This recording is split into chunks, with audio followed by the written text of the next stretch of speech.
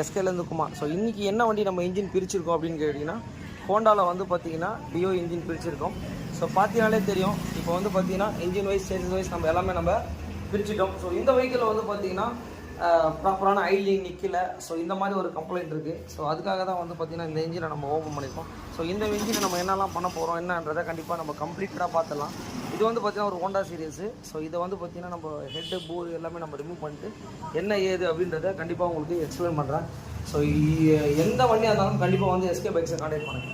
Kumar. So இன்றைக்கி என்ன வண்டினா Honda deo வந்து நம்ம இன்ஜின் பிரிச்சிருக்கோம். இதை பார்க்கறதுனாலே தெரியும் இங்கே பாருங்க. ஸோ எந்த அளவுக்கு வந்து ஸ்கோரிங் மார்க்காக இருக்குது பாருங்க. இங்கே பாருங்கள், நல்லா பேர்ன் ஆகிருக்கு உங்களுக்கு. பாருங்கள், பிஸ்டன் எல்லாமே நல்லாவே சீஸ் ஆகிருக்கு உங்களுக்கு. ஸோ அதே மாதிரி ஹெட்டை பார்த்துக்கோங்க. ஸோ ஹெட்டையும் வந்து நம்ம ஆல்ரெடி ஹெட்டெல்லாம் பண்ணியிருக்கோம். பட் என்னன்னா இப்போ போர் போனதுனால ஹெட்டும் வந்து உங்களுக்கு கம்ப்ளைண்ட் இருக்குது. ஸோ இந்த வண்டியை என்ன ஏதுன்றதை கம்ப்ளீட்டாக ஒரு ஆஃப் இன்ஜின் ஒர்க் தான் நம்ம பண்ண போகிறோம். ஸோ வெஹிக்கிளை வந்து எல்லாமே நம்ம ரிமூவ் பண்ணியிருக்கோம். ஸோ இந்த வெஹிக்கிளில் இன்ஜின் ஒர்க் பண்ணி முடிச்சுட்டு என்ன ஏதுன்றதை கண்டிப்பாக உங்களுக்கு அப்டேட் பண்ணுறேன். நம்ம இப்போ ஷாப்பை வந்து பார்த்தீங்கன்னா நியர்பை நம்ம ஓப்பன் பண்ணிட்டோம். எந்த வண்டியாக இருந்தாலும் கண்டிப்பாக எஸ்கே பைக்ஸை கான்டாக்ட் பண்ணுவோம்.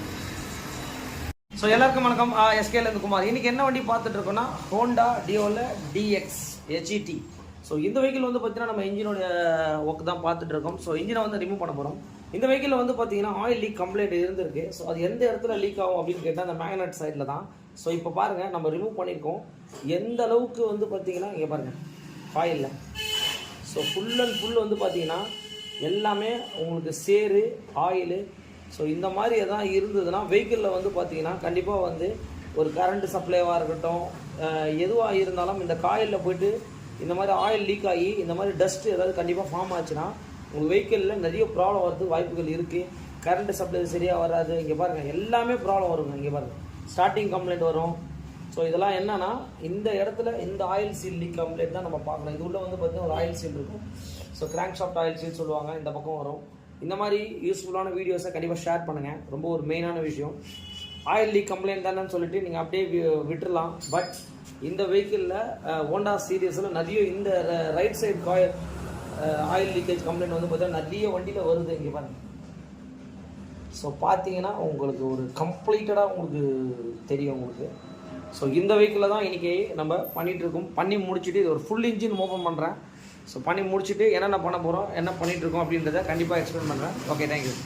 ஸோ எஸ்கேலேருந்து குமார். இந்த வண்டி என்ன வண்டி அப்படின்னு கேட்டிங்கன்னா ஹோண்டா டியோவில் டிஎக்ஸ். ஸோ இந்த வண்டி வந்து பார்த்தீங்கன்னா ஒரு 1 lakh kilometers கிட்ட ஓடிச்சு. ஸோ இன்ஜினில் இஷ்யூ இருக்குது. ஸோ இன்ஜினை வந்து நம்ம இப்போ ரிமூவ் பண்ணிட்டோம். இப்போ வந்து என்ன பண்ண போகிறோம்னா நம்ம ஃபுல் இன்ஜின் தேவை எல்லாமே ஓப்பன் பண்ணியிருக்கோம். ஸோ இப்போ மெயின் ஷாப்டை வந்து நம்ம எடுக்க போகிறோம். டேங்க் ஷாப்டை.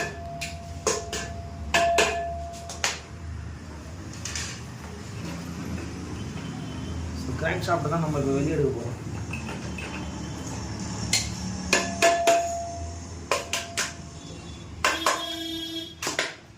இதுதான் வந்து பார்த்தீங்கன்னா ஹோண்டா டியோவோட கிராங்க் ஷாஃப்ட் ரைட் சைடு கேஸ்ன்னு சொல்லுவாங்க.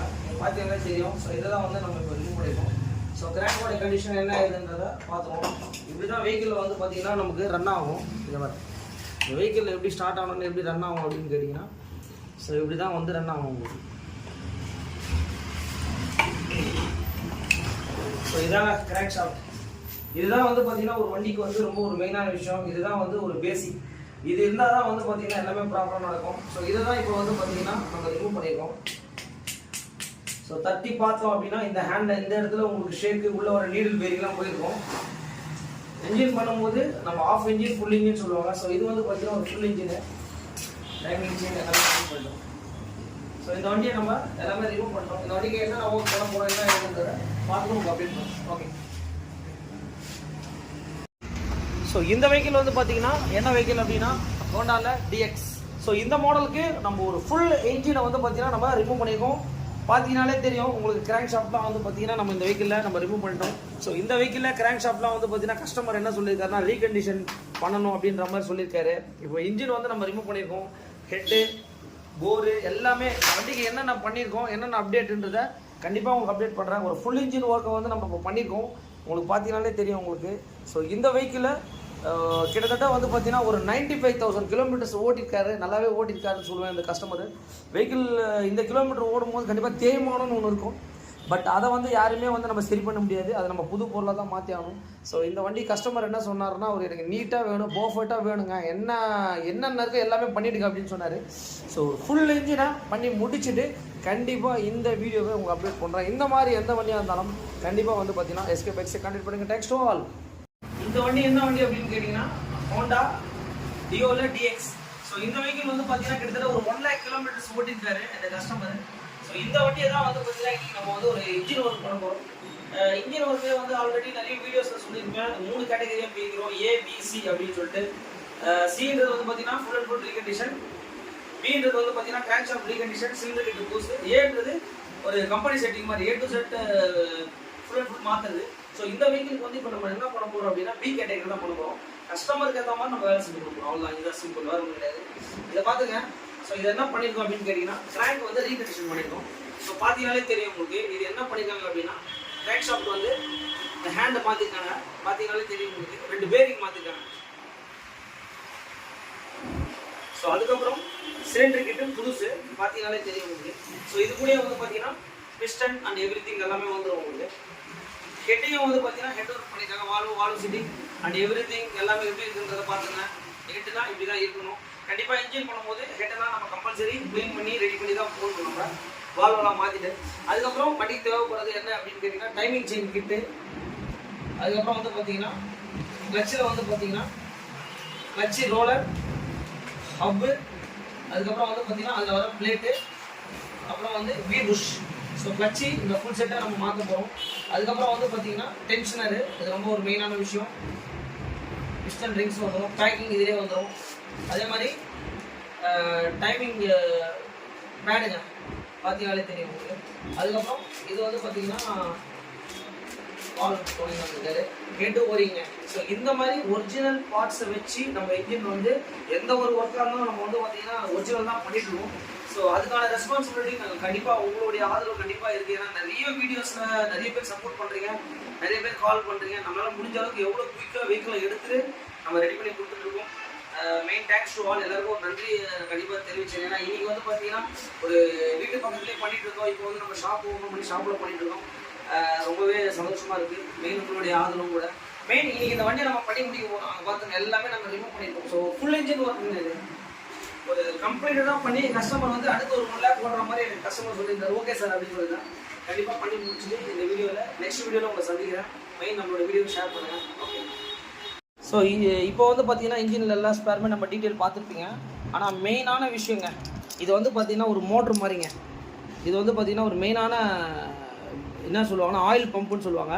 கண்டிப்பாக இன்ஜின் பண்ணும்போது, அதுவும் ஃபுல் இன்ஜின் பண்ணும்போது கம்பல்சரி இதை வந்து பார்த்தீங்கன்னா நம்ம மாற்றி தாங்க ஆகணும்.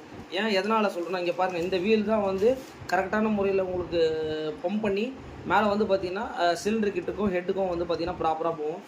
நான் 15,000 ரூபாயிலேருந்து 20,000 செலவு பண்ணேன், 30,000 செலவு பண்ணேன் அப்படின்வாங்க. பட் ஆயில் பம்பை வந்து மாற்றுறதே கிடையாது. பட் எந்த வண்டிக்கு இன்ஜின் பண்ணாலும் மெயின் சீஸான வண்டிக்கெலாம் இதெல்லாம் மாற்றிடுங்க. எல்லா வண்டிக்கும் ஆயில் பம்புன்றது ரொம்ப ரொம்ப மெயின்.